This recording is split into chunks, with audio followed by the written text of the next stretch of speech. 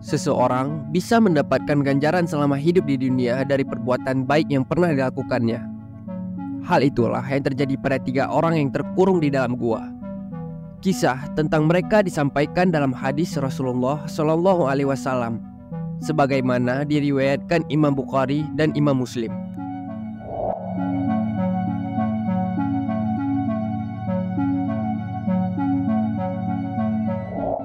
Assalamualaikum warahmatullahi wabarakatuh. Halo sahabat, apa kabar hari ini?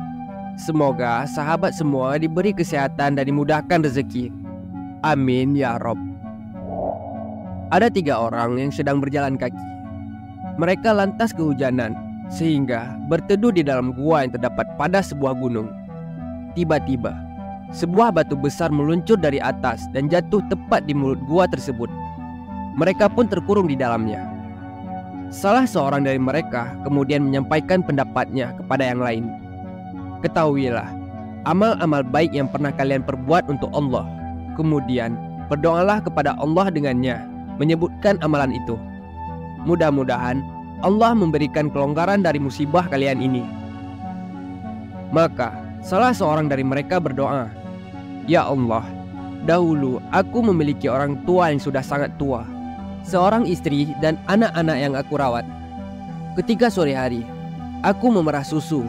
Aku lalu pertama-tama memberikan minum dengan susu itu kepada orang tuaku, baru kemudian anak-anakku. Suatu ketika, aku berpergian jauh untuk mencari makan bagi hewan ternak peliharaan. Aku baru pulang pada petang hari. Aku dapati 2 orang tuaku sudah tidur. Aku lantas memerah susu seperti biasa. Kemudian kubawa susu tersebut.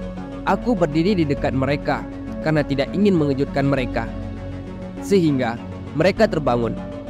Aku juga tidak ingin memberikan susu itu kepada anak-anakku sebelum mereka menikmatinya. Sementara itu, anak-anakku merengek di kedua kakiku.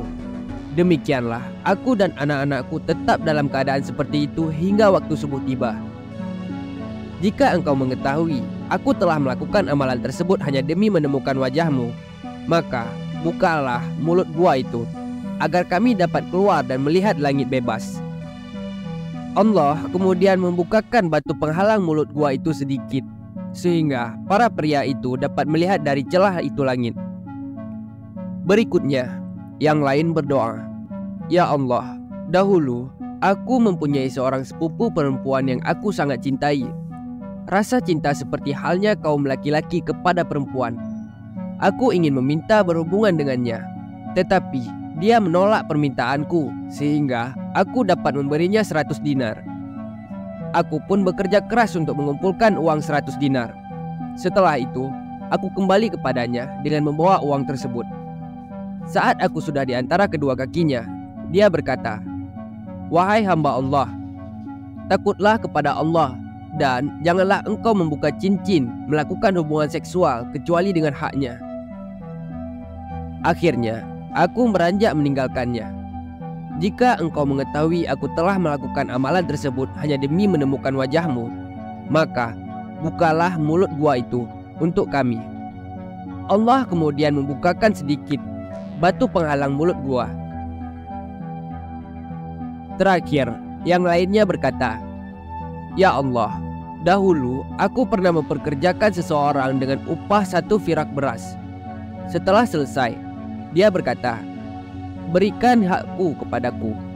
Aku lantas menawarkan upah firaknya, tetapi dia tidak menghendakinya. Aku kemudian menanamnya, sehingga dari hasilnya aku dapat membeli sapi beserta pengembalanya. Lalu dia datang kepadaku dan berkata, 'Takutlah kepada Allah, dan jangan kamu berbuat zalim kepadaku.' Aku berkata, 'Pergilah kepada sapi-sapi itu bersama pengembalanya. Silahkan ambil seluruhnya.' Dia berkata, 'Takutlah kepada Allah, jangan kamu menjadikanku olok-olok.' Aku katakan, 'Aku tidak sedang memperolokmu. Silahkan kamu ambil sapi-sapi itu beserta dengan pengembalanya.' Dia pun mau mengambilnya semuanya dan pergi. Jika engkau mengetahui aku telah melakukan amalan tersebut hanya demi menemukan wajahmu, maka bukalah mulut gua itu untuk kami." Allah kemudian membukakan sisanya.